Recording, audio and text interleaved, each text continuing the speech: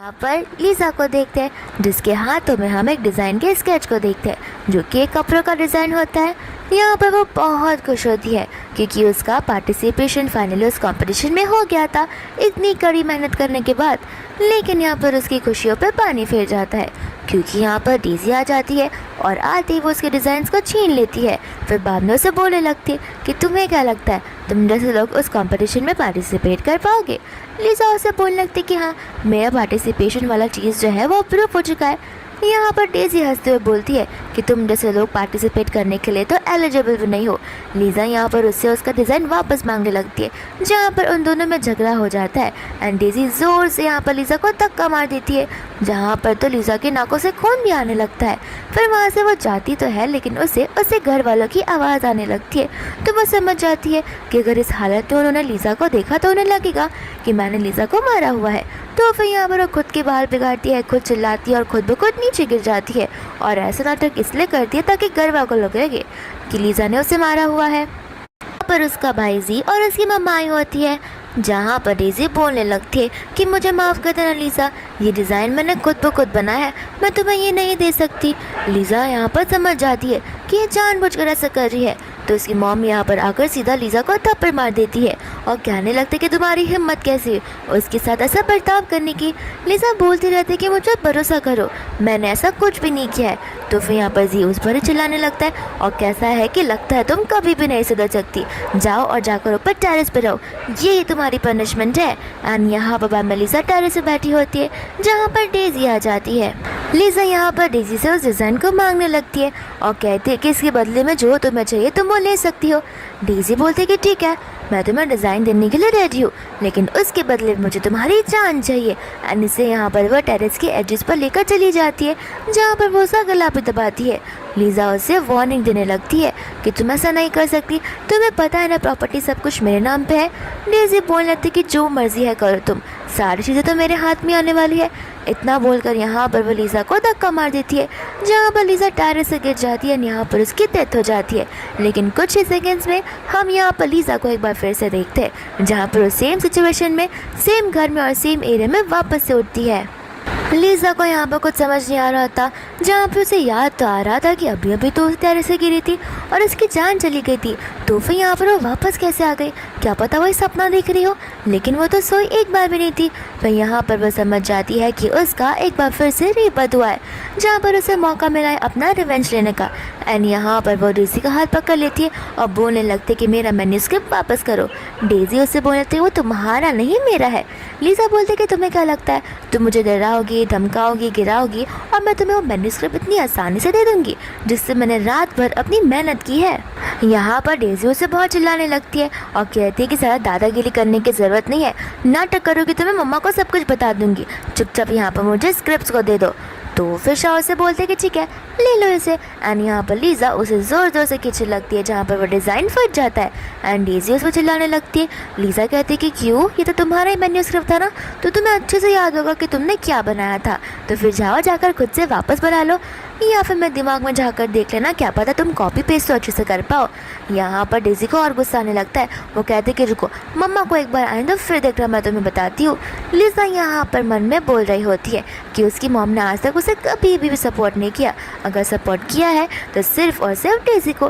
Daisy यहाँ पर lift को ऊपर आते हुए देखती है जहाँ पर वो समझ जाती है कि जी तो अभी आ रहा होगा या फिर उसकी मम्मा आ रही होगी। यहाँ पर वो बाद में फिर नाटक करना शुरू कर देती है और लीज़ा के पैर पकड़कर गिड़गिड़ाने लगती है कि प्लीज़ प्लीज़ मुझे मत मारो, जैसे तुम कहोगी वैसे मैं करने के लिए रेडी हूँ। जी यहाँ पर आता है तो फिर वो उसे बोलने लगती है कि देखो ना इसने मेरी मैन्यूस्क्रिप्ट को फाड़ दिया। तो फिर यहाँ पर ज़ोर से एक बार थप्पड़ लगा देती है लीज़ा डेज़ी को और बोलने लगती है कि आखिर तुम कब तक झूठ बोलती रहोगी, इस फैमिली में इतने समय से रह रही हो फिर भी तुम्हें झूठ बोलते हुए शर्म नहीं आती। बाद में यहाँ पर जी लीज़ा पर चिल्लाने लगता है। इतने में यहाँ पर उसकी मम्मा भी आ जाती है जो कहने लगते है कि तुम्हारी हिम्मत कैसे हुई डेज़ी पर हाथ उठाने की। एंड यहाँ बाद में वो उसे चिल्लाने लगती है और कहते हैं कि तुम अभी के अभी इस टेरेस के ऊपर चली जाओ, यही तुम्हारी पनिशमेंट है। लीज़ा बोलते कि टेरेस के ऊपर मैं नहीं जाने वाली, तो उसकी मम बोलने लगती है या तो टेरेस के ऊपर जाओ या तो मैं अभी सभी लोगों से बोलती हूँ कि तुम्हें यहाँ पर इस घर से निकाल दिया जाए। लीजा बोलती है कि मुझे कौन नहीं निकालेगा, मैं अभी यहाँ से निकल कर खुद ब खुद जा रही हूँ इस फैमिली के साथ में रिलेशन खत्म कर कर। दूसरा यहाँ पर वो घर से निकल कर रास्ते पर चल रही होती है और सोचने लगती है कि अगर उस फैमिली से मैं बाहर नहीं निकलती तो वो फैमिली मुझे एक बार फिर से जिंदा ही मार डालती। इससे तो अच्छा है कि मैं खुद की लाइफ जीऊँ, लेकिन अब मैं यहाँ पर अकेली आ चुकी हूँ तो मैं ज़्यादा से ज़्यादा क्या ही कर सकती हूँ। इतने में यहाँ पर एक लग्जरियस गाड़ी रुकती है जिसके अंदर से छान निकलता है एंड यहाँ पर लीजा छान को देखते ही इमोशनल हो जाती है। छान बोलने लगता है कि मुझे सब कुछ पता चल गया कि घर पर आकर क्या हुआ था, तो तुम टेंशन मत लो, तुम्हारी चिंता मेरी चिंता है और मैं आपसे तुम्हारा ख्याल रखूँगा। इतना बोलकर वो उसे सीधा घर लेकर चला जाता है। इसके बाद में यहाँ पर वो उसे लेकर घर पर आ जाता है जहाँ पर वो घर बहुत बड़ा होता है। जहाँ लीज़ा को बोलने लगता है कि अब से तुम इसी घर पर रहोगी। लीज़ा बोलने लगती कि नहीं नहीं, मैं इस घर पर नहीं रह सकती, ये घर तो कुछ ज़्यादा ही बड़ा है और इसका रेंट तो कुछ ज़्यादा एक्सपेंसिव होगा, मैं यहाँ पर नहीं रह सकती। लेकिन छान यहाँ पर उसे वापस लाता है और उसे रुकवाता है और कहता है कि तुम यहीं पर रहोगी, मैंने तुमसे कहा था ना कि एक बार तुम मेरे पास आ जाओ तो मैं तुम्हें हमेशा प्रोटेक्ट कर रहूँगा। लीज़ा बोलने लगती है कि तुम क्या बोल रहे हो, मुझे समझ नहीं आ रहा। छान उसे बोलने लगता है कि तुम्हें लग रहा था कि हमारी फैमिली पुअर है, लेकिन बिल्कुल नहीं, हमारी फैमिली सबसे बड़ी रिच फैमिली है इस पूरे चाइना की। लीज़ा का यहाँ पर ये बात सुनकर तो मुंह खुला रह जाता है, जहाँ पर छान उसका मुंह बंद करता है। लीज़ा बोलने लगती है कि लेकिन तुम आखिर अमीर कैसे बन गए, तुम्हें जिन्होंने अडॉप्ट किया था वो तो इतने अमीर नहीं थे। तो फिर छान यहाँ पर उसे बताने लगता है कि तुम्हें पता नहीं है कि मुझे भले एक विलेजर्स ने अडॉप्ट किया, लेकिन वो खरे पूरे गांव के पंचायत वाले इंसान थे, जहाँ पर वो सबसे रिच में काउंट होते थे। जब से वो लोग यहाँ से चले गए तब से उन्होंने अपनी सारी चीज़ें मेरे नाम पर कर दी है और मैं यहाँ पर अलग नाम से रहता हूँ। तो अब आखिर मेरे पास सब कुछ आ ही गया है तो वो मैं अपनी सिस्टर के साथ में तो शेयर कर ही सकता हूँ। बाद में यहाँ पर वो उसे इस कॉम्पिटिशन के बारे में बताने लगता है, जहाँ पर लीज़ा उदास हो जाती है और इसे बोलने लगती है कि मैं उस कंपटीशन में पार्टिसिपेट नहीं कर पाऊंगी। चान बोलता है कि ऐसा क्यों, तुम तो बहुत ज़्यादा टैलेंटेड हो। लीज़ा बताने लगती है क्योंकि पार्टिसिपेशन वाली एंट्री का जो डिज़ाइन था वो फट चुका है और अब वो मेरे पास नहीं है, मैं कुछ भी कर लूँ मैं फर्स्ट पोजीशन पर नहीं आने वाली। चान यहाँ पर उसे समझाने जाता है कि देखो ये बस तुम्हारी सोच है, अगर तुम कोशिश करोगे, अगर वापस से वो डिज़ाइन बनाने का ट्राई करोगी तो फिर तुम जीत सकती हो। और अगर पार्टिसिपेशन की बात तो सबसे पहले तुम गू फैमिली के नाम से गई होगी, लेकिन अब तुम शेन फैमिली की मेंबर हो तो तुम शेन फैमिली की तरफ से जाओगी और अपना टैलेंट दिखाओगी और मैं पक्का लिख कर भी दे सकता हूँ कि तुम पक्का से जीत कर आओगी। लीज़ा यहाँ पर उसे बोलने लगती है कि अगर तुम मुझ में इतने कॉन्फिडेंस हो तो मैं अपनी पूरी कोशिश कर सकती हूँ। चान बोलता है कि अब से तुम्हें किसी चीज़ की टेंशन लेने की कोई ज़रूरत नहीं है, मैं तुम्हारा बड़ा भाई तुम्हारी प्रोटेक्शन करूँगा, ना कोई तुम्हें बुली कर पाएगा और ना ही कोई तुम्हें तंग कर पाएगा, और वो भी मेरे सिवाय।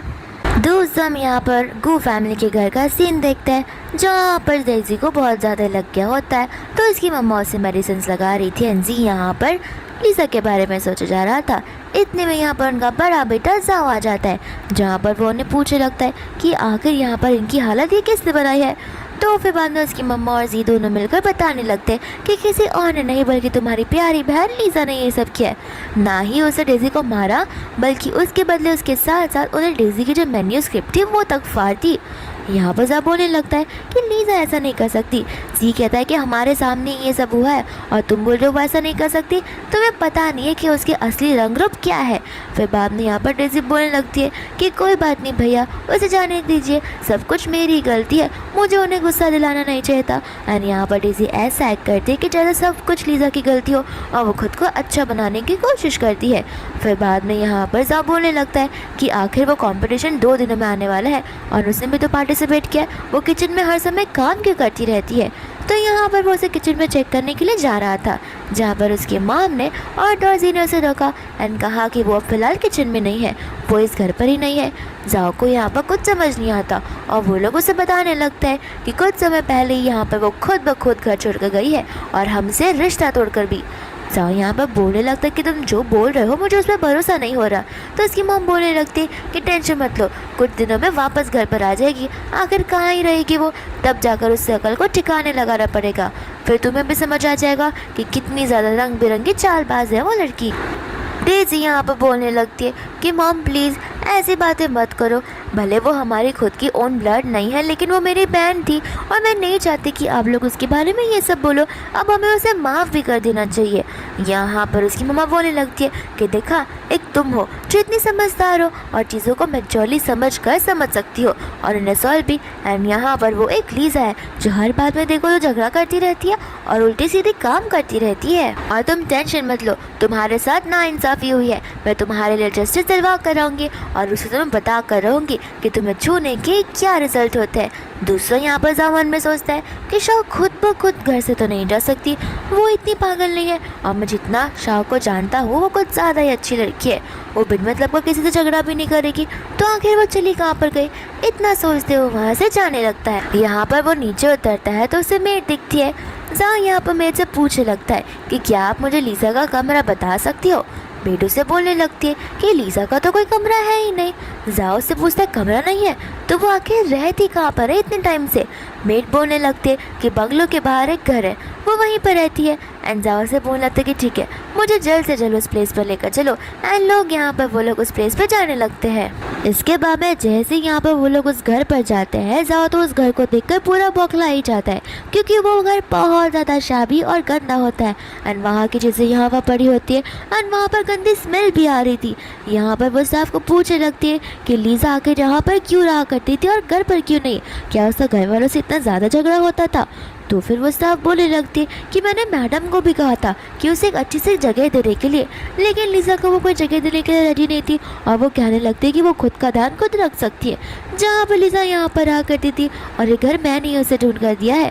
फिर बाद में जाओ को गुस्सा आने लगता है और वो कहने लगता है कि आखिर उसकी पॉकेट मनी इतनी ज़्यादा है तो कम से कम वो एक घर रेंट तो ले ही सकती है, इतनी अच्छी पॉकेट मनी उसे हम दिया करते हैं। स्टाफ बोलने लगते कि अच्छी पॉकेट मनी, लेकिन उन्हें तो बस मंथली 300 मिला करता था। जाओ यहाँ पर 300 से उनको वापस से तिल मिला जाता है और कहते हैं कि 300 ने उसे 10,000 दिया करते थे।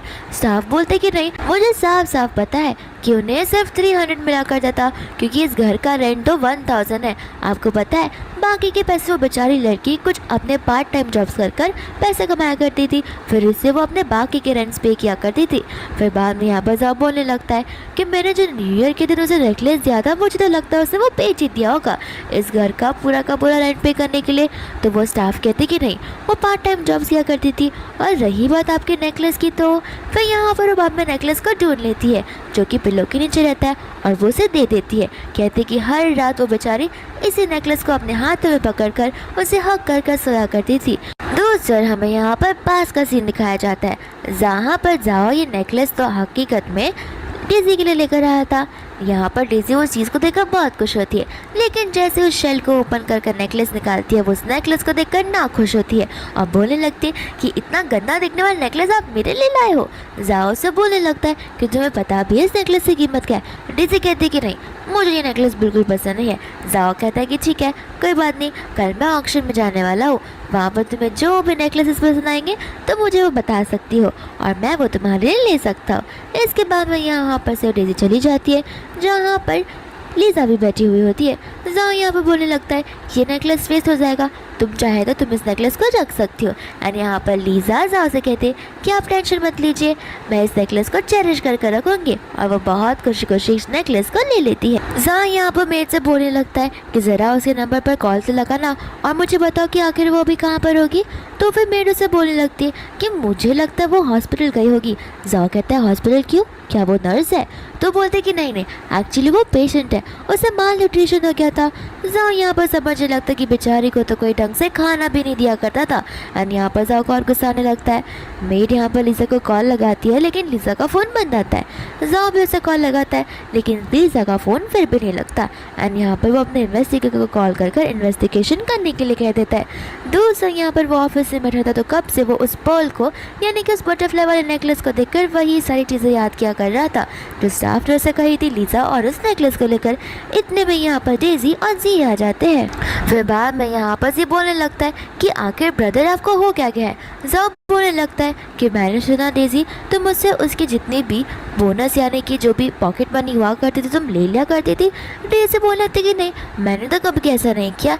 जाओ बोलने लगता है कि झूठ मत बोलो, मुझे मेड ने सब कुछ बता दिया है। एंड डेजी यहाँ पर बहाने मारने लगती है और कहती कि ऐसी कोई बात नहीं है, अगर आप चाहो तो मैं उसे अपनी सारी पॉकेट मनी दे दूँगी, क्योंकि मुझे मेरी पॉकेट मनी यानी कि मेरे पैसे से ज़्यादा इंपॉर्टेंट मेरे रिश्ते हैं। जी यहाँ पर जाओ को बोलने लगता है कि देखा ये कितनी अच्छी है, ये रिश्तों को ज़्यादा वैल्यू करती है, और वो लीज़ा तो सिर्फ और सिर्फ पैसों को वैल्यू करती है। जहाँ यहाँ पर उन दोनों को मुँह बंद रखने के लिए बोलता है।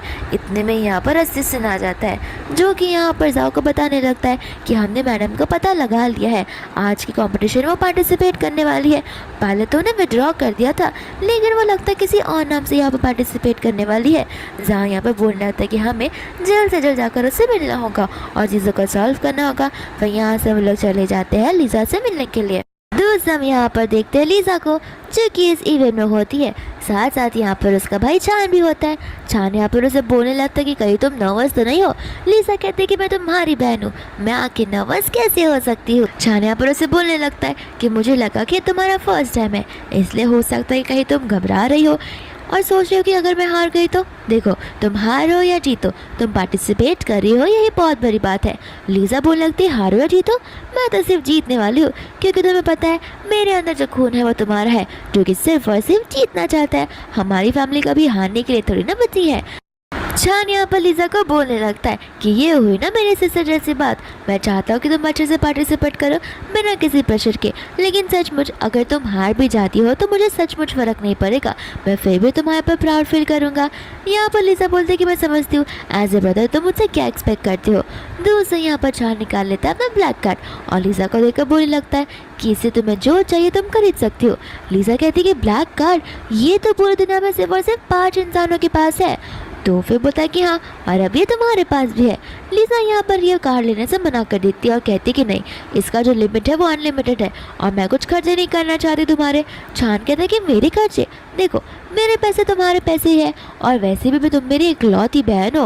मेरे पास पैसे नहीं होते तो बात अलग है, लेकिन मेरे साथ पैसे के भंडार है ना। मेरी गर्लफ्रेंड की मैं उसकी पर शेयर करूँ, और तो मेरे पास सिर्फ तुम हो जहाँ पर तुम मैं खुद से खर्च कर सकता हूँ।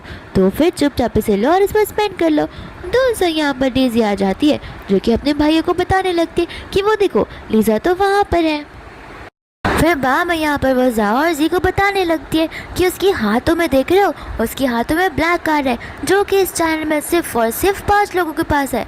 तो फिर जी बोलने लगता है कि तुम्हें क्यों लगता है वो उसका खुद का होगा, बाजू में उस लड़के को देख रही हो, मुझे बहुत रिच लग रहा है, मुझे तो लगता है वो उसका ही कार्ड होगा।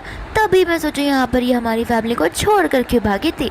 एंड यहाँ पर वो लोग उससे बात करने के लिए चले जाते हैं, जहाँ पर डेजी लीज़ा को बोलने लगती है कि तुम हमारी फैमिली को छोड़ कर आई हो सिर्फ और सिर्फ इस लड़की के लिए, तुम्हें ज़रा से भी शर्म नहीं आती, तुम हमारी फैमिली का तो नाम बदनाम कर रही हो। लीज़ा यहाँ पर डेजी को बोलने लगती है कि तुम मेरे खिलाफ ये सब नहीं बोल सकती, अगर तुम्हारी फैमिली का कोई नाम बदनाम कर रहा है तो वो तुम खुद हो, मेरा नाम बीच में मत लाया करो। जी यहाँ पर उस पर चिल्लाने लगता है कि तुम्हें ज़रा सा भी ख्याल है कि तुम क्या बोल रही हो, मुझे अच्छे से पता है कि तुम इस घर को अब क्यों छोड़कर गई थी, साफ साफ सारी चीज़ें हमें एज अ प्रूफ नज़र आ रही है। लीज़ा यहाँ पर उन्हें बोलने लगती है कि तुम दोनों यहाँ से जा सकते हो, क्योंकि मैंने तुम्हारी फैमिली के साथ में रिलेशन हमेशा हमेशा के लिए ख़त्म कर दिया है। तो अब ना तुम्हारा मेरा कुछ रिलेशन है, तो मैं जो चाहे वो तुम्हें बोल सकती हूँ, और तुम्हारा कोई हक नहीं बनता मुझ पर इतना हक जमाने का। जी यहाँ पर साथ साथ उसे ये भी कहता है कि मुझे तो लगता है तुम में से कोई एक प्रोस्टिट्यूट जाएगा, मुझे तो लगता है तुम ही ये सारे काम करती हो, इसलिए इस रिच इंसान ने तुम्हें ये ब्लैक कार्ड दिया होगा। लीज़ा को गुस्सा आता है, यहाँ पर वो उसे जोर से थप्पड़ मार देती है और कहती है कि अपना मुंह बंद रखो, अगर एक और बार तुमने कुछ उल्टा सीधा मेरे और छान के खिलाफ कहा तो मैं तुम्हें बिल्कुल नहीं छोड़ूंगी। जाओ को यहाँ पर गुस्सा आ जाता है और वो लीज़ा को बोलने लगता है कि तुम्हें समझ में भी आ रहा है तुम किस तरीके की हरकत कर रही हो। लीज़ा उन्हें बोलने लगती है कि प्लीज़ आप मुझे तो मत बताइए कि मुझे क्या करना है, और मेरा रिलेशन टूट चुका है। इतना बोलकर वो जाने लगती है, तो फिर यहाँ पर जाओ से रोकने लगता है, लेकिन छान उसे बोलता है कि प्लीज़ इसने एक बार मना कर दिया तो आप ज़बरदस्ती उसके साथ में नहीं करने सकते। जाओ यहाँ पर बोलने लगता है कि तुम कौन होते हो रोकने वाले। छान बोलता है कि मैं वॉर ग्रुप का प्रेसिडेंट हूँ और मैं इसका भाई हूँ। जी यहाँ पर बोलने लगता है कि तुम और इसके भाई, तुम क्या अभी अभी भाई बनो या फिर सगे भाई हो? छान कहता है कि मैं इसका ओन रिलेटेड ब्लड वाला भाई हूँ। जी हंसते हुए यहाँ पर बोलने लगता है कि तुम उसके सगे ब्रदर हो ही नहीं सकते, क्योंकि लीजा एक बहुत गरीब फैमिली से बिलोंग करती है। तो फिर अचानक से तुम वॉर ग्रुप के प्रेसिडेंट कैसे बन गए और इतना महंगा सूट कैसे पहनकर यहाँ पर आए हो? जहाँ यहाँ पर लीजा से माफ़ी मांगने लगता है और कहता है कि देखो, मुझे पता है तुम किस चीज़ से गुजर रही हो, लेकिन एक बार तुम घर चलोगी तो हम घर पर बैठकर बात कर सकते हैं। लीजा यहाँ पर मना कर देती है। वापस वो लोग जाने लगता है, लेकिन वापस लीजा उन्हें रोक लेता है। तो फिर छान कहता है मैं तुम्हें अभी वार्न कर दूँ। तो फिर जाओ माफ़ी मांगता है और कहता है कि प्लीज़ मुझे बस लीज़ा के साथ 2 मिनट दे दो। एंड यहाँ पर लीज़ा को रिक्वेस्ट करने लगता है और बोलता है कि देखो, ये मेरी फैमिली के रेपुटेशन का सवाल है। लीज़ा उसे बोलने लगती कि अच्छा, जब मैं उस घर में नई नई आई थी तभी तुम्हें अपनी फैमिली की रेपुटेशन नहीं नज़र आई, और अब तुम्हें अपनी फैमिली की रेपुटेशन, गुडविल, इज्जत की फिक्र हो रही है। मेरा क्या? तुमने तो मुझे हर बार इग्नोर किया है। मुझे कभी तुमने सोचा भी है कि मुझे मैं पूछ भी लूँ कि मैं दिन में कितनी बार मील खाया करती हूँ? इसके बाद में यहाँ पर वो उसके साथ में ज़बरदस्ती करने लगता है। लीज़ा उसे बोलने लगती है कि प्लीज़ मुझे छोड़ दो, लेकिन फिर भी जाओ उसकी बात नहीं मान रहा था। एंड यहाँ पर जाओ का धक्का लीज़ा को लग जाता है, जहाँ पर वो बेचारी नीचे गिर जाती है और उसके हाथों में चोट लग जाती है। जाओ उसे माफ़ी मांगने लगता है तो दूसरा छान उसे उठा लेता है और उसे लेकर हॉस्पिटल जाने लगता है। इसके बाद में यहाँ पर वो लोग हॉस्पिटल में आ जाते हैं, जहाँ पर नर्स सीधा चिल्लाने लगती है जाओ को और कहती है कि आखिर तुम कैसे भाई हो? तुम्हारी खुद के सिस्टर को माल न्यूट्रिशन की प्रॉब्लम है। तुम लोग क्या यहाँ पर इसे घर पर अच्छे से खाना वाना नहीं देते हो?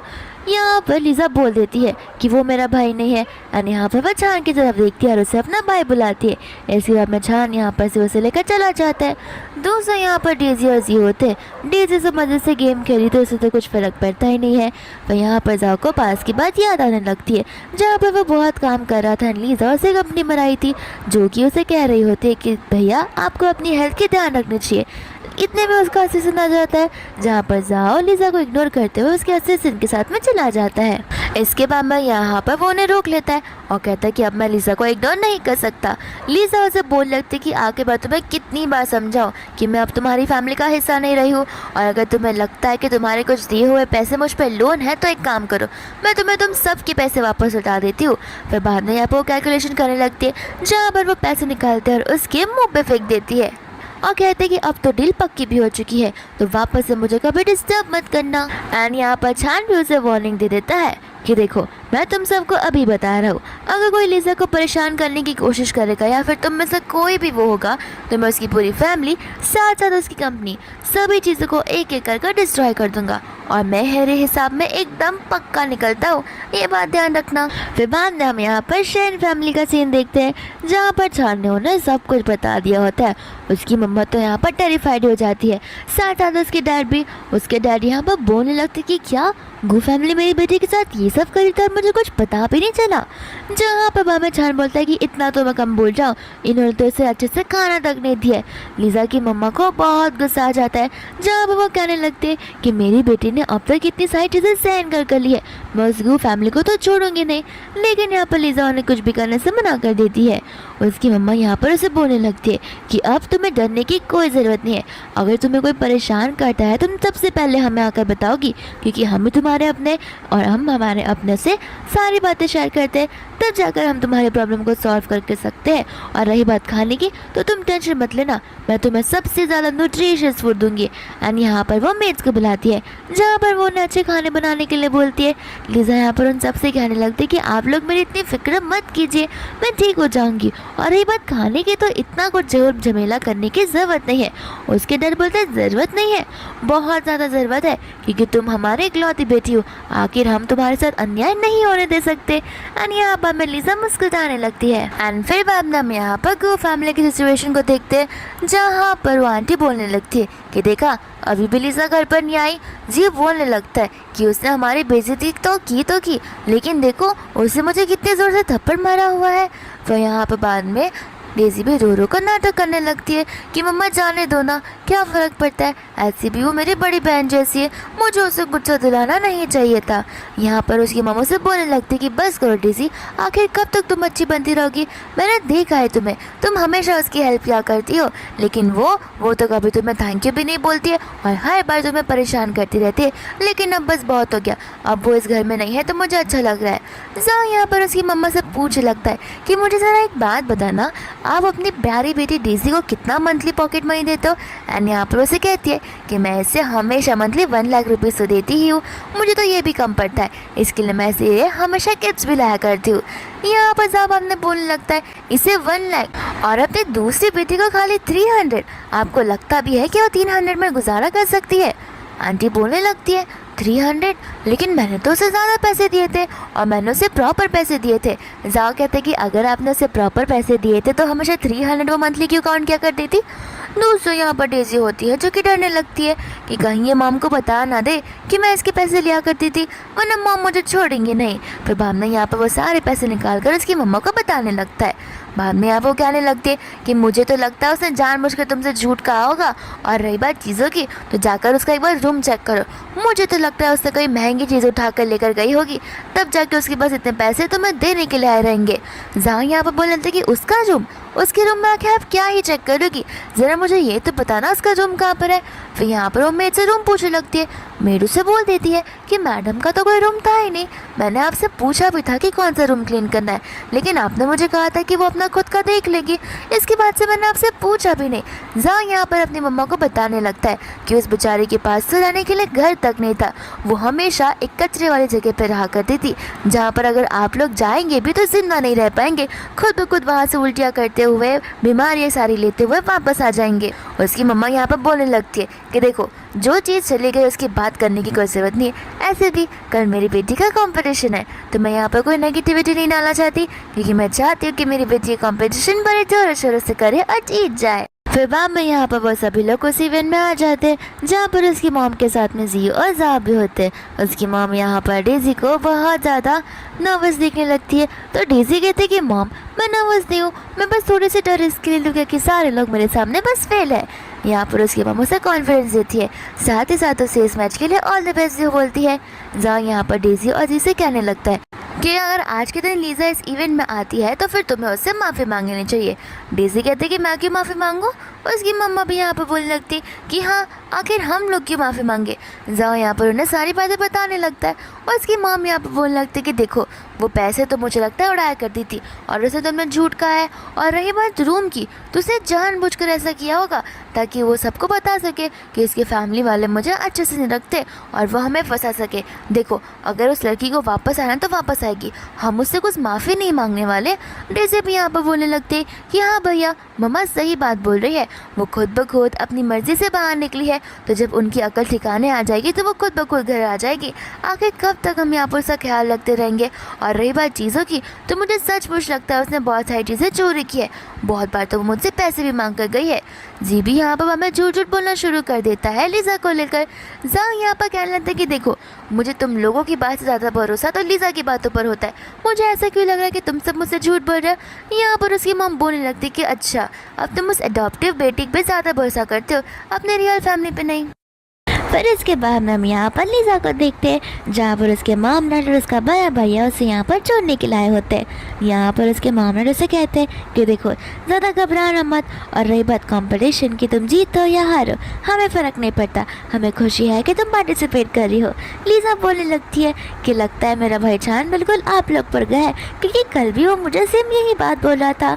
यहाँ पर उसके माम डैड उसे पार्टिसिपेट करने की अहमियत को बताने लगते हैं। मामू से कहने लगती कि तुम्हें पता है डैड कितना इंपॉर्टेंट मीटिंग छोड़कर सिर्फ और सिर्फ तुम्हारे लिए आया है। यहाँ पर उसका डैड बोलने लगता है इंपॉर्टेंट मीटिंग? नहीं, वो इंपॉर्टेंट नहीं थी, मेरी बेटी का इस कंपटीशन में आना और मेरा उसे एंकरेज करना, ये चीज़ ज़्यादा इंपॉर्टेंट थी बल्कि उस मीटिंग थे। फिर यहाँ पर लीज़ा उन सभी को थैंक यू बोलने लगती है। दूसरा यहाँ पर लीज़ा नोटिस करती है ज़ाओ को, तो फिर यहाँ पर वो अपने मॉम डैड को अंदर जाने के लिए बोलती है, जहाँ पर चान बोलता है कि लगता है तुम्हें मेरी ज़रूरत पड़ेगी, लेकिन लीज़ा बोलती है कि तुम टेंशन मत लो, मैं ये चीज़ों को हैंडल कर सकती हूँ। डेजी यहाँ पर बोलने लगती है कि तुम अपने कंपटीशन में मॉम डैड को लेकर आए हो, मुझे यकीन नहीं होता। तो फिर बाद में लीज़ा बोलने लगती कि हाँ, मॉम डैड को तो लेकर आना ही था ना, क्योंकि वो मेरी लाइफ का इतना इंपॉर्टेंट पार्ट जो है, मैं तुम्हारी ननद नहीं हूँ जो पैसों को वैल्यू करती है और रिश्तों को नहीं। डेज़ी यहाँ पर बोलती है कि उल्टा जवाब मुझे देना बंद करो, मैं तुमसे बड़ी हूँ। तो फिर लिज़ा बोलते है कि तो इसमें क्या हुआ, और बड़ी हो तो इसमें कौन सी बड़ी बात है, तुम मेरी रियल बहन थोड़ी ना हो, और ऐसे भी मैंने तुम्हारी फैमिली मेम्बर से तो अपना रिश्ता तोड़ दिया है। यहाँ पर जाओ और चालन की बातों को सुन ही रहे होते हैं। उसकी मम्मा भी यहाँ पर लिज़ा को उल्टा सीधा बोलने लगती है। जहाँ पर लिज़ा की मम्मा कुछ बोलने वाली थी, लेकिन लिज़ा उन्हें कहने लगती है कि मॉम, आपको ऐसी औरत के साथ में ज़ुबान लड़ाने की कोई ज़रूरत नहीं है। आपको भी पता है कि आपके स्टैंडर्ड्स कितना है, और आप इतनी लोयली पीपल के लिए अपने स्टैंडर्ड्स को नीचे करोगी नहीं। फिर बाद में यहाँ पर उसकी मम्मा को और गुस्सा आ जाता है, जहाँ पर उन सभी लोगों में झगड़ा होने लगता है। यहाँ पर लिज़ा उन्हें साफ साफ बोल देती है कि देखना, मैं सचमुच यहाँ पर बहुत जल्दी एग्रीमेंट बनाने वाली हूँ, जहाँ पर मैं एग्रीमेंट आप लोगों को भेज दूँगी और आप लोग उसे साइन कर देना, और तब से मैं आपकी बेटी बिल्कुल नहीं रहने वाली हूँ। फिर बाद में यहाँ पर कंपटीशन शुरू हो जाता है, जहाँ पर कंपटीशन के रिजल्ट्स अनाउंस होने लगते हैं। होस्ट जब यहाँ पर विनर अनाउंस कर रहा था, उसके पहले लिज़ा यहाँ पर अपने मॉम डैड को बोलने लगती है कि देखना, मैं ही जीतूंगी, आप लोग मेरे लिए सरप्राइज़ प्रिपेयर करके रखना। दूसरा यहाँ पर डेज़ी भी होती है, जिसे पूरा कॉन्फिडेंस होता है कि सिर्फ और सिर्फ वही ये वाला कंपटीशन जीत कर रहेगी। एंड यहाँ पर होस्ट विनर को अनाउंस कर देता है, जो कि गो फैमिली की बेटी होती है, यानी कि मिसेस गो। फिर यहाँ पर डेज़ी बहुत खुश हो जाती है, जहाँ पर उसकी मम्मा भी उस पर बहुत प्राउड फील करती है। डेज़ी जाती है ऊपर और सभी के सामने स्पीच देने लगती है, और वो बहुत ज़्यादा अच्छे से स्पीच भी देती है, लेकिन कुछ ज़्यादा ही बड़बड़ा जाती है। फिर यहाँ पर अपने होस्ट उसे चुप कराता है और उसे चुपचाप एग्रीमेंट साइन करने के लिए बोलता है। लेकिन यहाँ पर जैसे वो एग्रीमेंट को साइन करती है, होस्ट उस सिग्नेचर को देखकर शॉक हो जाता है और उससे उसका पूरा नाम बोलता है। तो फिर वो अपना पूरा नाम गो डेज़ी करके बताती है। होस्ट कहता है कि गो डेज़ी नहीं, बल्कि गो लिज़ा यहाँ पर जीती है। और यहाँ पर डेज़ी को बहुत बड़ा शॉक लग जाता है, जहाँ पर लिज़ा बहुत खुश हो जाती है और उसके मॉम डैड उसके भैया उसे कंग्रेचुलेट करने लगते हैं। इसके बाद में वो स्टेज पर आती है। दूसरे यहाँ पर डेज़ी होती है, जो बड़े गुस्से में स्टेज से उतर रही थी। फिर बाद में यहाँ पर लिज़ा अपनी स्पीच देना शुरू कर देती है। बाद में उसका कॉन्ट्रैक्ट साइन होता है। होस्ट यहाँ पर लिज़ा को बोलता है कि देखिए, इस दुनिया में सबसे इम्पोर्टेंट अपने माँ बाप होते हैं, तो मुझे लगता है कि आपको अपनी फैमिली को बुलाकर उन्हें अप्रिशिएट करना चाहिए। दूसरा यहाँ पर डेज़ी की मम्मा होती है, जो कि सोच रही थी कि देखना, लिज़ा हमें ऊपर बुलाएगी, क्योंकि हमारे अलावा उसकी रियल फैमिली है ही कौन। लेकिन यहाँ पर लिज़ा अपनी रियल फैमिली यानी कि चान और उसके मॉम डैड को वहाँ पर बुलाती है, जहाँ पर ये चीज़ देखकर डेज़ी की मम्मा बहुत गुस्से में आ जाती है। फिर बाद में यहाँ पर लिज़ा सभी के सामने अपने मॉम डैड और अपने भैया को थैंक यू बोलती है। वो लोग फिर बाद में यहाँ से जाने लगते हैं, जहाँ पर उसकी मॉम बोलने लगती है कि तुम्हें पता है ना, मैं तुम्हारी रियल फैमिली हूँ। लेकिन लिज़ा यहाँ पर उसे कह देती है कि आप मेरी फैमिली हुआ करती थी खाली दिखावे के लिए, लेकिन आज तक आप लोगों ने मुझे as a family member treat नहीं किया। इतना बोलकर वो सभी लोग वहाँ से जाने लगते हैं। लेकिन यहाँ पर वांटे उन्हें वापस रोकती है, जहाँ पर उन दोनों की फैमिली में सचमुच झगड़ा शुरू हो जाता है। यहाँ पर उसके डैड ये सारी चीज़ें सहन कर नहीं लेते और कहते कि तुम्हें पता भी है कि तुम्हारी फैमिली की कंपनी और कॉर्पोरेशन क्यों चलती है, सिर्फ और सिर्फ मेरे कंपनी के बलबूते पर। एंड यहाँ बाद में वो अपने असिस्टेंट को कॉल लगाता है और तरगू फैमिली के साथ में सारे कोलैबोरेशन और प्रोजेक्ट्स को ख़त्म कर देता है। साथ साथ यहाँ पर उसकी मम्मा भी उनकी मॉम पर चिल्लाने लगती है और उन सबके बीच में झगड़ा हो जाता है। इसके बाद में यहाँ से वो लोग घर की ओर चले जाते हैं। दूसरा लिज़ा घर पर बैठी होती है, तो उसके मॉम डैड उसके लिए ढेर सारे गिफ्ट्स लाए होते हैं। लिज़ा यहाँ पर बोलने लगती है कि आप लोगों को मुझ पर इतना खर्चा करने की कोई ज़रूरत नहीं थी। मॉम डैड यहाँ पर उसके समझाने लगते कि देखो, तुम हमारी इकलौती बेटी हो और हम नहीं चाहते कि तुम्हें कोई भी चीज़ की कमी हो। तुम भले वहाँ पर एडजस्ट करके रहते रहोगे, बट यहाँ पर नहीं। तुम्हारी यहाँ छोटी से छोटी विशेज़ भी पूरी होती रहेंगी और इस बात का ध्यान हम दोनों रखेंगे। यहाँ पर लिज़ा अपने मॉम डैड के साथ में बहुत ज़्यादा खुश होती है और उसे ठीक वैसी लाइफ मिलती है जैसा उसने सोचा हुआ था। दोस्तों, हम यहाँ पर देखते हैं जाओ को, जहाँ पर जाओ का असिस्टेंट उसके लिए एक फ़ोन लेकर आया होता है और कहता है ये लिज़ा मैडम का सबसे पहला फ़ोन था जो कि टूट गया था एंड हमने इसमें से एक वीडियो को रिकवर किया है। फिर बाद में यहाँ पर वो वीडियो को देखने लगता है, जहाँ पर लिज़ा ने कुछ डिशेस को बनाया होता है, वो भी खुद के हाथ से, एंड वो स्पेशली उसके बड़े भाई जाओ के लिए बनाया था। साथ साथ यहाँ पर लिज़ा अपने बड़े भाई जाओ के बारे में तारीफ़ भी करने लगती है।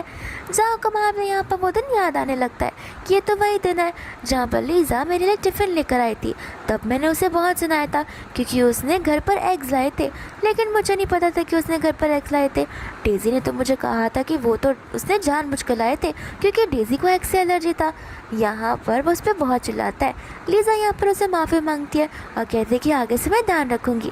साथ साथ यहाँ पर वो उसे अपनी न्यू लंच को ट्राई करने के लिए बोलती है। इतने में उसके असिस्टेंट्स आते हैं जो कि उसके ऊपर चिल्लाने लगते हैं एंड जाओ भी उस पर चिल्लाता है। फिर अपने असिस्टेंट्स को बोल देता है कि इसे लो और कंपनी के बाहर फेंक दो, जहाँ पर वो उस बेचारी को घसीट कर लेकर जाता है और कंपनी के बाहर फेंक देता है। उसका लंच बॉक्स भी गिर जाता है, साथ साथ उसके हाथ पर चोट भी लग जाती है एंड ये सारी लगने वाली चीज़ें फ़ोन में रिकॉर्ड हो गई थी, जहाँ पर ज़्यादा सारी चीज़ों को देखकर बहुत ज़्यादा रिग्रेट करने लगता है। इसके बाद में यहाँ पर उसके हार्ट में अचानक से पेन आने लगता है, जहाँ पर उसे घर पर ही एडमिट कर दिया जाता है। बाद में यहाँ पर जीजा को बोलने लगता है कि भैया आप उठते ही यहाँ पर लीज़ा के बारे में क्यों बात करने लगे, आपको पता है ना उसने हमारी फैमिली के साथ में क्या कुछ नहीं किया है। जाओ यहाँ पर बोलने लगता है कि तुम सब लीज़ा को गलत समझ रहे हो, तुम्हें पता नहीं है लीज़ा ने हमारे लिए क्या कुछ नहीं किया और अब तक हम उसे गलत ठहराते आ रहे हैं। जी यहाँ पर कह देता है कि आप उसे अपनी बहन मानते रहोगे, लेकिन इस दुनिया में मेरी सिर्फ और सिर्फ एक ही बहन है और वो है डेज़ी। उसके अलावा मैं लीज़ा को अपनी बहन कभी भी नहीं मान सकता क्योंकि मैं उसके चाल और चरित्र को बहुत अच्छे से जानता हूँ। आप उसके साथ रहे नहीं हो ना फिलहाल, इसके लिए आपको कुछ भी नहीं पता है। दूसरा यहाँ पर जार चला जाता है लीज़ा से मिलने के लिए एंड लीज़ा यहाँ पर अपनी फैमिली के साथ में लंच कर रही होती है, जहाँ पर उसकी फैमिली उसके साथ लंच करते हुए बहुत खुश थी और उसकी फैमिली उसे खिलाई जा रही थी। लीज़ा बोलने लगती है कि अगर आप लोग मुझे इतना खिलाओगे तो मेरा फिगर सचमुच खराब हो जाएगा। छान बोलने लगता है कि फिगर की चिंता तुम मत करो, तुम बस जो मन में आए वो खाती जाओ और हमेशा हमेशा के लिए हेल्दी रहो। बाद में यहाँ पर वो जाओ से मिलने के लिए बाहर आ जाती है, जहाँ पर उसे साफ साफ कह देती है कि अगर तुम यहाँ पर इसके लिए आए हो ये सोचो कि मैं तुम्हारी कंपनी के साथ वापस कोलैबोरेशन करने के लिए मॉमनेट को मनाऊंगी, तो भूल जाओ, मैं ऐसा बिल्कुल भी नहीं करने वाली। जाओ कहता है कि नहीं, मुझे फ़र्क नहीं पड़ता कि कंपनी में क्या चल रहा है, मैं आज सिर्फ तुम्हारे और मेरे रिलेशन को बचाने के लिए आया हूँ। मुझे पता है कि तुमने मेरे लिए क्या कुछ नहीं किया, मुझे बस इस बार माफ़ कर दो। लेकिन लीज़ा यहाँ पर उसे नाम बोल देती है। फिर जाओ यहाँ पर उसे गिफ्ट करता है जो कि एक पेंडेंट होता है एंड लीज़ा यहाँ पर उसे बोलने लगती है कि क्यों, मुझे तो अच्छे से याद है, मुझे तो लगता है कि ये वाला पेंडेंट भी तुमने डेज़ी के लिए लाया होगा और उसने एक्सेप्ट नहीं किया होगा, तो फिर ये आपने मुझे दे दिया। जाओ उसे यहाँ पर कहने लगता है कि जैसा तुम सोच रही हो वैसा नहीं है, ये मैंने स्पेशली तुम्हारे लिए बनवाया है। लीज़ा कहते हैं कि अब बहुत देरी हो चुकी है, अब यहाँ पर कुछ नहीं हो सकता। फिर बाद में वंदा चली जाती है, जहाँ पर इस बार गार्ड्स यहाँ पर जाओ को वहाँ से घसीट कर बाहर निकाल देते हैं। दूसरा जाओ घर पर होता है, जहाँ पर जी को वो फ़ोन दे देता है। साथ साथ यहाँ पर जी का एक और वीडियो होता है। लीज़ा यहाँ पर हॉस्पिटल में आई होती है, जहाँ पर जी बहुत मेंटली ड्रेन हो गया था। नर्स यहाँ पर उसे मेडिसिन देती तो है, लेकिन जी गुस्से में बहुत जोर चिल्लाकर नर्स को वहाँ से भगा देता है। लीज़ा सोचने लगती कि अगर ऐसा चलता रहा तो वो ठीक होगा ही नहीं। फिर बाद में यहाँ पर लीज़ा नर्स से वो मेडिसिन को ले लेती है और नर्स बनकर आ जाती है। जी यहाँ पर उस पर भी चिल्लाता है, लेकिन लीज़ा पीछे नहीं हटती और उसे बच्चों की तरह समझाने बुझाने लगती है और उसे अपने बाथरूम में ला देती है, जहाँ पर वो फाइनली उसे मेडिसिन खिलाई देती है। यहाँ पर जी समझने लगता है कि इसी नर्स की वजह से मैं रोज़ रोज़ मेडिसिन खाया करता था, लीज़ा ने ये सब कुछ मेरे लिए किया। एंड यहाँ पर उसे अपनी आंखों पर विश्वास ही नहीं होता, जहाँ पर उसे खुद ब खुद लीज़ा के लिए बुरा लगने लगता है। दूसरा यहाँ पर डेज़ी आ जाती है, तो फिर जी और जाओ मिलकर डेज़ी को सब कुछ बताने लगते हैं। जी कहता है कि हमें चलकर लीज़ा से माफ़ी मांगनी चाहिए, लेकिन डेज़ी बोल देती है तुम क्या बड़ी भैया की बातों में आ गए, हमें लीज़ा से माफ़ी मांगने की कोई ज़रूरत नहीं है, वो हमारा घर छोड़ कर गई है, ऐसे भी वो हमारे घर पर रहा करती थी ना कि हम उससे घर पर, वो जब मर्जी आएगा तब घर आएगी, हम क्यों उससे माफ़ी मांगे। जी यहाँ पर समझाने की बहुत कोशिश करता है, लेकिन लीज़ा यहाँ पर उसकी बात ही नहीं मानती। दूसरा लीज़ा के अकाउंट में बहुत सारे पैसे आए होते हैं और लीज़ा चली जाती है सट्टेबाजी करने के लिए, जहाँ पर वो एक बहुत ही गंदी लड़की के साथ खेल रही होती है जो बहुत चालाक होती है एंड बहुत जल्दी वो लड़की डेज़ी को फंसाने वाली थी। यहाँ पर वो जो लड़कियाँ होती है वो उसे चढ़ाने बढ़ने लगती है और उससे एक्स्ट्रा पैसे मंगवाने लगती है। वो कहते हैं कि ठीक है मैं भी लेकर आ जाती हूँ। फिर बाद में वो चली जाती है घर पे अपनी मम्मा से पैसे मांगने के लिए और वो अपनी मम्मा को अपनी बातों में लाने लगती है, लेकिन उसकी मम्मा यहाँ पर उसे पैसे देने से मना करती है और कहती है कि तुम ज़्यादा गैम्बलिंग क्या मत करो, ये तुम्हारे लिए अच्छा नहीं है। फिर यहाँ पर वो चली जाती है उसके लिए खाना बनाने के लिए। डेज़ी को यहाँ पर कुछ समझ नहीं आ रहा होता कि आखिर वह क्या करे। तो फिर उसे एक रास्ता नज़र आता है जो कि होता है चोरी का। फिर यहाँ पर वो अपनी मम्मा के क्लोजेट में जाकर उनके ज्वेलरीज को निकालने लगती है और सबसे महंगे वाले पीस को ले लेती है और मन में बोलने लगती है कि अगर मैंने ये उन लोगों को नहीं दिया तो मेरे ऊपर बहुत ज़्यादा बड़ा कर्जा लग जाएगा। उसकी मम इतने में यहाँ पर आकर उसके हाथों को देख लेती है और पूछती है कि तुम्हारे हाथ में क्या है। डेज़ी यहाँ पर झूठ कहने लगती है कि मेरे हाथ में तो बस पेन ब्रश है। उसकी मम ज़बरदस्ती करने लगती है तो उसकी मम को उसके हाथों में से दिखता है ज्वेलरी। यहाँ पर उसकी मम उस पर बहुत चिल्लाती है। डेज़ी कहती है कि प्लीज़ मुझे ये नहीं जाने दीजिए, मुझे ये गेम को कैसे भी कर जीतना होगा वरना मेरा नाम खराब हो सकता है। उसकी मम से कहते तो मैं गेम के चक्कर में अपनी मम का इतना महंगा हार बेचूंगी, तुम क्या थोड़ी सी पागल हो गई हो। लेकिन यहाँ पर डेज़ी अपनी बुद्धि से काम नहीं लेती और अपनी मम पर ही चिल्लाने लगती है और उनके साथ में ज़बरदस्ती करने लगती है। साथ साथ यहाँ पर उसकी मम उसे जब छीना छाटी करने लगती है तो डेज़ी अपनी मम्मा को धक्का देकर वहाँ से भाग जाती है। फिर यहाँ पर हम उसकी मॉम को देखते हैं जो कि हॉस्पिटल में होती है और उनके बोलने की क्षमता भी चली गई थी। जी और जाओ यहाँ पर बहुत ज़्यादा कंफ्यूज हो जाते हैं कि चल क्या रहा है। तो उसकी मॉम के लिए वो एक पेन लेकर आते हैं और उन्हें पेपर पर लिखने के लिए कहते हैं कि आखिर आपकी ये हालत किसने की। तो उसकी मॉम यहाँ पर नाम लिखती है डेज़ी का। उसके भाइयों को यकीन नहीं होता कि डेज़ी उनके साथ में ऐसा कर सकती है। फिर बाद में वो लोग इन्वेस्टिगेटर्स को कॉल लगाकर डेज़ी का पता लगाने के लिए कहते हैं। फिर बाद में उसकी मॉम धीरे धीरे कर उन्हें सब कुछ बताती है। साथ साथ जाओ और जी भी डेज़ी के बारे में उन्हें बताने लगते हैं। कुछ ही देर में यहाँ पर हम देखते हैं लीज़ा को और लीज़ा यहाँ पर लेकर आई होती है डेज़ी को, जहाँ पर डेज़ी के हाथ बंधे हुए थे और उसके मुँह पर भी पट्टियाँ थी। फिर बाद में यहाँ पर वो लोग उसे बोलने का मौका देते हैं। लीज़ा यहाँ पर बोलने लगती है कि ये सब कुछ डेज़ी की वजह से हो रहा है। तो फिर वो लोग कहते कि हाँ हम ये सारी बातों को जानते हैं। डेज़ी यहाँ पर डिनाई करती रह जाती है और कहते कि तुम सबके पास में प्रूफ क्या है, ये सब लीज़ा की चाल, लीज़ा जानबूझ